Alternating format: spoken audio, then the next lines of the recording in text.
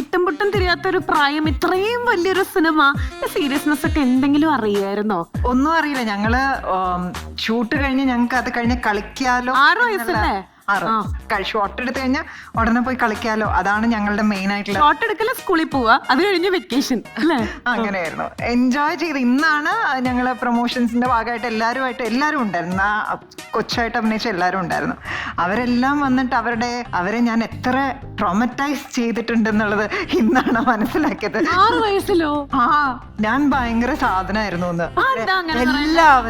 എല്ലാവരും ഒരു വിനീതനൊക്കെ മനസ്സിലെ ഫ്രസ്ട്രേഷൻ ഇങ്ങനെ പറഞ്ഞിട്ട് തീരുന്നില്ല. അങ്ങനെയായിരുന്നു, നീ ഇങ്ങനെയായിരുന്നു, നീ അങ്ങനെയായിരുന്നു. എന്നെ സംബന്ധിച്ചിടത്തോളം ഞാൻ ആക്ച്വലി ജോമോളെയാണ് അതിനകത്ത് കല്യാണം കഴിക്കുന്നത്.